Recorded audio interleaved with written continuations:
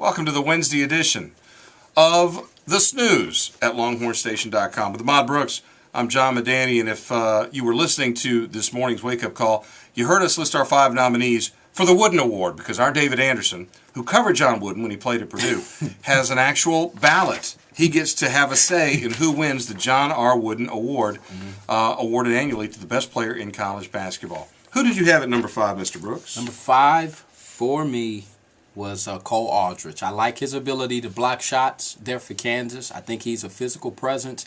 You're not going to get the offensive production out of him as maybe you would from a DeMarcus Cousins, but I do think his ability to alter shots and be a post presence, crash the glass, is an important factor there. He averages a double-double for one of the, what you could argue, probably the top team in the country all year long. I think he deserves to be up there. Number 5 on my list is John Wall of Kentucky. Whoa, that's way too low. Well, whatever. Like I said, we all have our own criteria. Kentucky is far and away the most talented team in college basketball.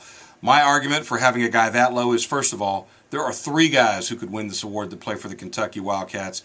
I'm taking the head of the snake. John Wall is the engine that makes it go. And if John Wall breaks his foot the way West Virginia's point guard did in practice yesterday, Kentucky wins. They win without him.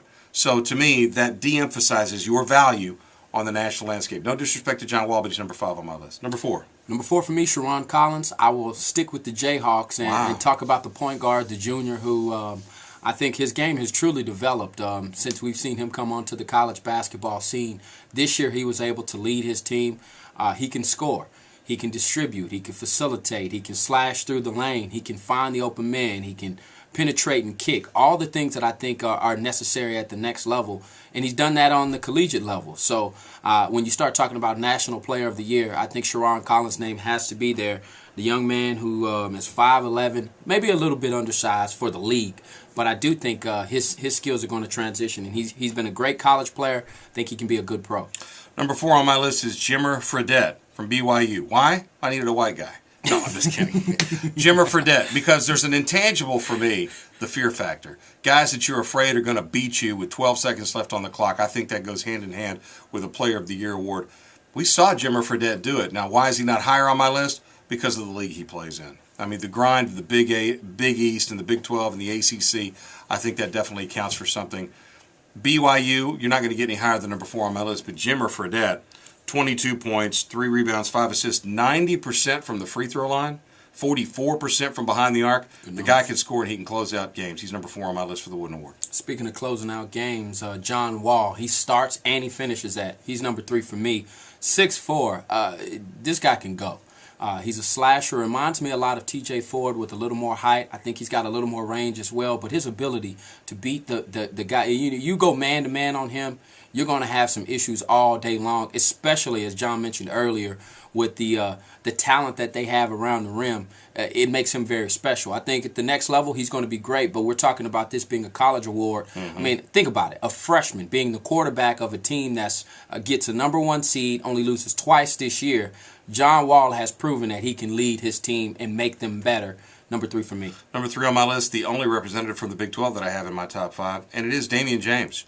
You could argue that James Anderson is a better player, will become a better pro, but Damian James had better numbers than James Anderson. He actually did. He was a double-double, 18 points, 10 rebounds. Do I wish he were better from the free throw line? Yes, but I like his basketball instincts. Whether Texas won the game or lost the game, Damian James brought his. And he's not a selfish player like got his. Matter of fact, there were times I wish he had been more assertive. I just think Damian James is a complete player. I'm probably giving too much credit for the body of work. For the entirety of his time there in the Big 12 and at Texas, he produced. The all-time leader in double-doubles in the history of the Big 12 Conference. Good enough for number 3 on my list. I have to disagree with you here. I think James Anderson is the best player in the Big 12. And I like him because he can score. And when you look at the pieces around him, too, there's no doubt, I think if you were looking at both pieces, if you lined up the Texas team and the Oklahoma State team, there was more talent on the Texas team. Agreed. James Anderson, he led his team to the tournament. He did it single-handedly, and he came up and scored some big buckets, i.e. that first half when Texas was on the road there in Stillwater. He played like a superstar. He's declared himself eligible for the league. I think he is league ready. I think this young man is going to be a special player at the next level because he can score. His defense is probably his only downfall there, but with scores, what do you expect? Top 2 players on my list are both guys that are big, big, big on the fear factor in terms of not wanting a guy to beat you. Number 2 on my list is Grievous Vasquez from Maryland. 20 points, 5 rebounds, 6 assists. Unbelievable ability. Can hit the free throws, hit the threes. We have seen him take over games. He can beat you by passing. He can beat you by shooting. He can beat you with a rebound. How you doing, Earl? Say hi to the folks at home with the camera. Yeah, we film. That's okay. I didn't realize that little flip can get people in trouble. Absolutely. Earl. Say hi to Earl. That can get people in trouble because you don't realize it's there. Exactly. This is Earl. He coached Grievous Vasquez when he was at Maryland. Yeah, he wasn't a good player. I didn't realize. I thought you were talking to Ray, but you're talking to the listeners that are watching you. Grievous Vasquez, big fear factor, and number 2 on my list. Thank you, people from Lambs. Indeed. Go ahead. Who you got number 1? Number 1 for me, DeMarcus Cousins. Mm-hmm. Boy, I'm tell you what now, That's 6'11". funny. This young man has athleticism. He's got size. He can score. He's averaging a double-double. And he's done that on a basketball team where he's had to share responsibilities. I think that'll be valuable coming in next year. As I think this guy's going to leave early. He's league ready. Next year when he's playing alongside another quality NBA star or talent, I think he's already proven that he can share this role. The reason why John Wall has been able to be so effective is because of his post presence, hands down.